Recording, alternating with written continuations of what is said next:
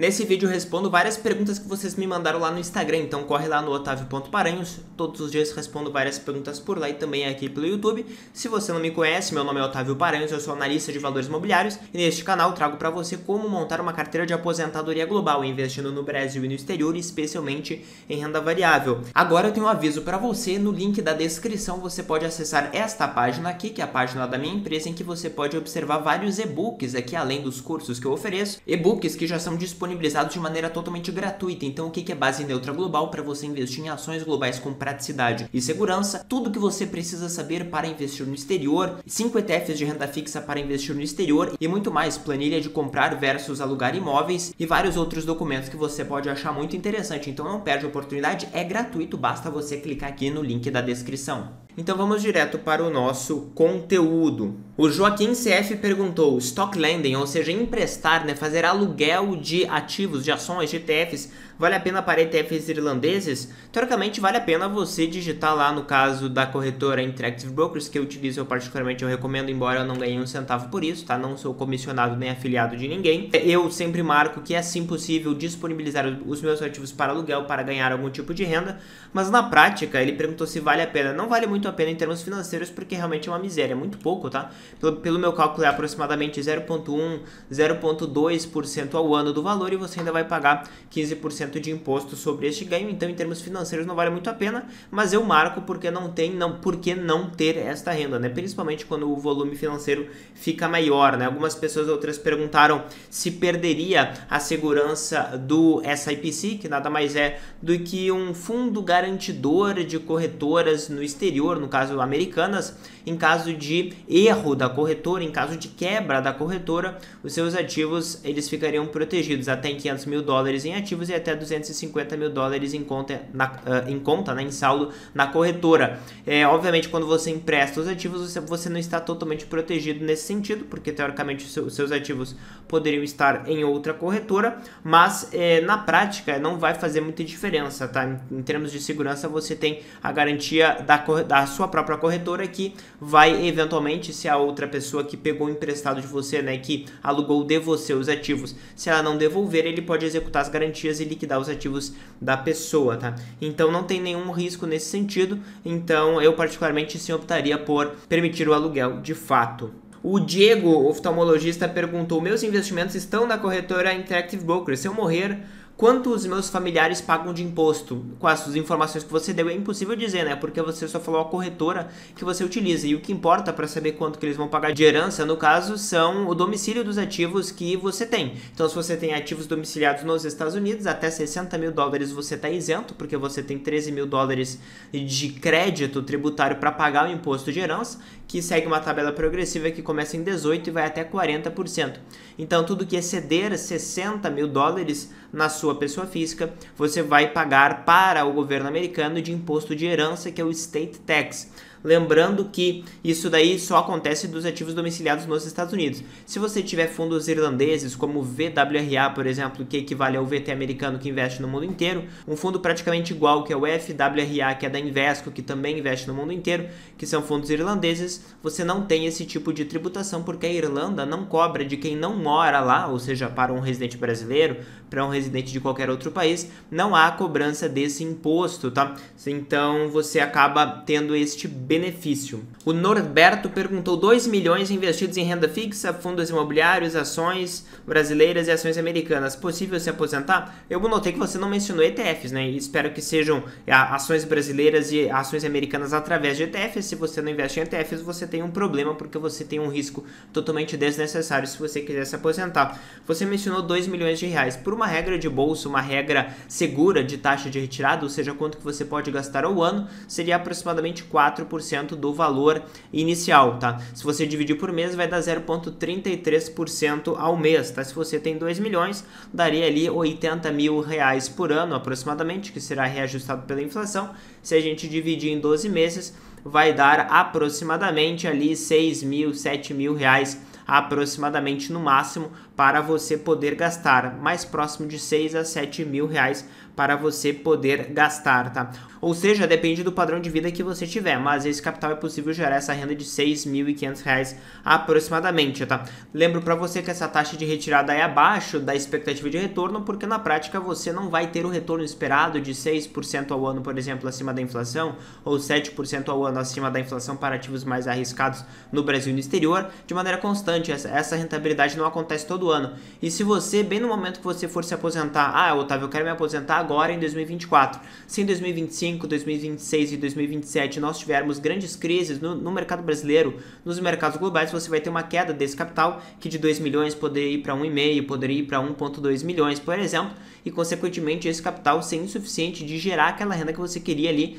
dos 6 mil e poucos reais, de 6.500 reais, porque o percentual de retirada seria muito elevado e consequentemente poderia inviabilizar as retiradas futuras. Isso é o que a gente chama de risco da sequência de retorno, tá? A gente trabalha bem com essas estratégias de retiradas no meu curso Investimentos Globais, que é o curso mais completo no Brasil sobre investimentos passivos e globais. Você pode ter mais informações aqui no link da descrição. Mas respondendo para o Norberto, depende do nível de vida que você quer. Se você achar que é suficiente R$ 6.500, sim, certo? O Rodrigo fez uma excelente pergunta: qual é a paridade do WRLD11 com o VT? Veja, um ETF no Brasil, que é o WRLD11, ele não tem uma paridade de tantas cotas do VT equivale a tantas cotas no Brasil. Por quê? Porque existe a taxa de administração aqui no WRLD11 no Brasil, que incide sobre todo o patrimônio. Então ele vai comendo um pouco devagarinho, né, 0,30% ao ano, o patrimônio do fundo, e portanto a paridade não se mantém. Isso não acontece, por exemplo, com BDRs. As BDRs no Brasil têm uma paridade e equivalem a um número específico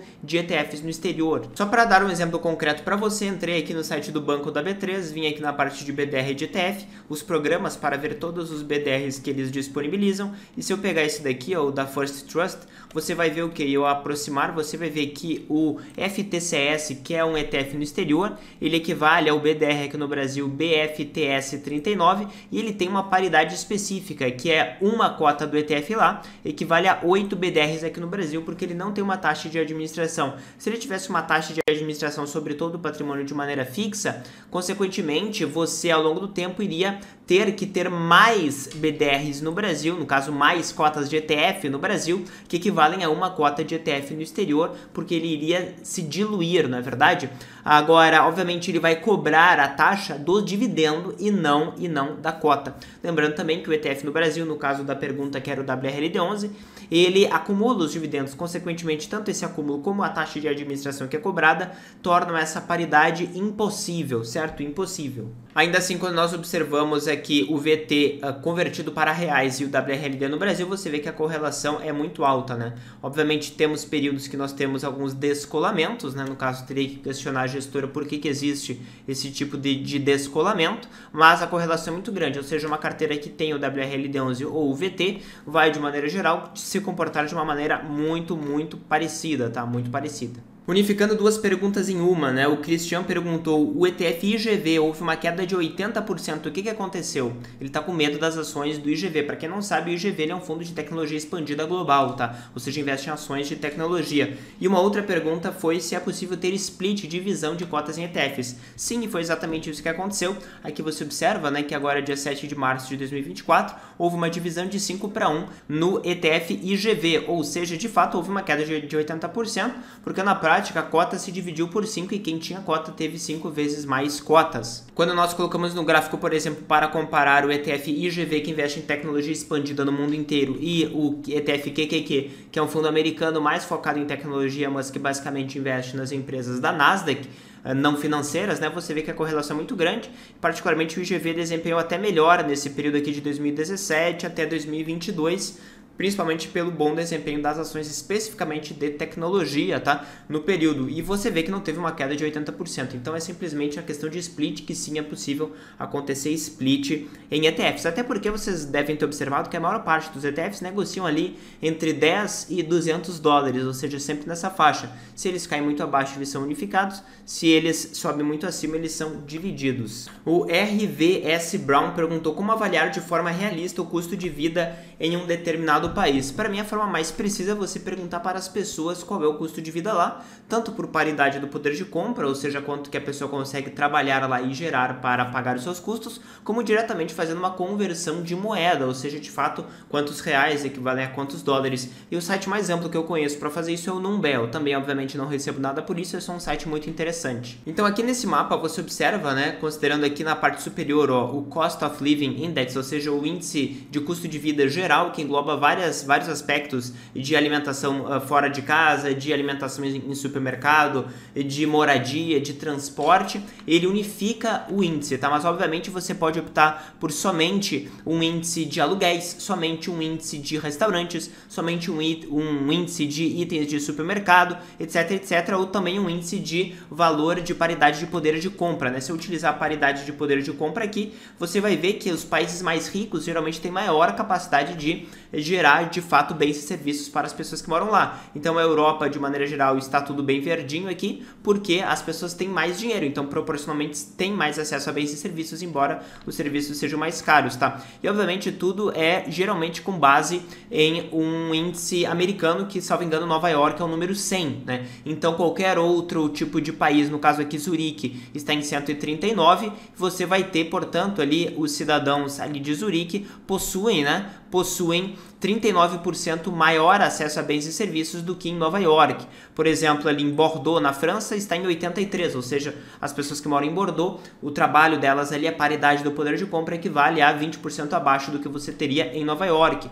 Quando você vem para a África, aqui, por exemplo, no Marrocos, em Tanger, no Marrocos, você tem 27, ou seja, praticamente uma queda de 70% da paridade do poder de compra. Agora, se você vai observar de fato o valor em termos absolutos, quando você converte as moedas, obviamente, esses países aqui como Estados Unidos, como Europa, são países bem mais caros, né? Na Suíça, por exemplo, ali, ó, em Berna, na Suíça, considerando Nova York que algo custe $100, aqui vai custar $108, né? Em Basel, na Suíça, vai custar $115, ou seja, é bem caro. Se a gente vai para Paris, por exemplo, já é 76, é mais baixo. Em Londres ali fica em 81, no interior da Inglaterra, em Birmingham, por exemplo, já é 62, é bem mais barato. E se a gente vai para o Brasil, é na faixa dos 30 aproximadamente, tá? No Rio de Janeiro ali 38, São Paulo 39, Curitiba 34, aqui Porto Alegre, por exemplo, 35, então algo que custa $35 em Porto Alegre custa $100 lá em Nova York. Então aqui você consegue ter uma noção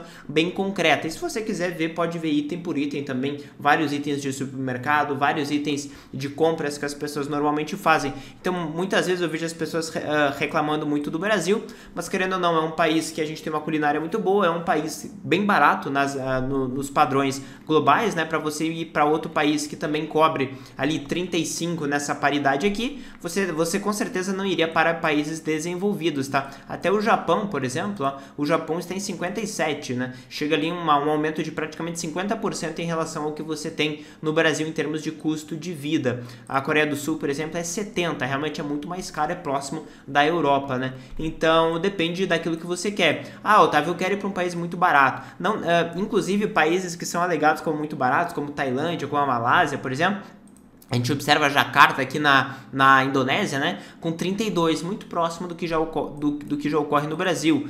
35 em Bali, na Indonésia, né, na Malásia ali 32, 41 na Tailândia, por exemplo. Então esses valores são próximos do que você teria no Brasil. Então para mim essa é uma excelente forma de você comparar. Mas eventualmente, se você já morou no exterior e se você mora no Brasil ou vice-versa, coloca nos comentários aqui para compartilhar com a comunidade, porque é muito importante a gente ter essa noção, né? Porque querendo ou não, hoje é muito mais fácil você trocar de país, você eventualmente ir para outro lugar. Ó, o Rei Magalhães falou: gasto 3 minutos por mês para definir o que fazer, aportar e tchau para o mês que vem. Exatamente, né? Passa, ele falou. É bem importante a pessoa perceber que quando ela investe em ETFs globais, ela tem essa tranquilidade que ela não precisa acompanhar o mercado, ela não precisa perder o tempo dela definindo o que vai fazer, analisando o balanço, analisando a empresa, porque ela já consegue fazer isso de maneira automatizada. Então, se você gostou desse conteúdo, não deixe de baixar os outros materiais gratuitos que eu já disponibilizei para você, inclusive aqui para análise de carteiras. Então, se você se interessa por esse conteúdo, clica aqui, se inscreve, pega o botãozinho de compartilhar e manda no grupo da família, no grupo dos amigos, manda o link, porque eu tenho certeza que todo mundo que você conhece também precisa investir no exterior. E se você gostou desse conteúdo, dá um like, se inscreve no canal e ativa as notificações para você não perder nada que eu coloco aqui. Valeu!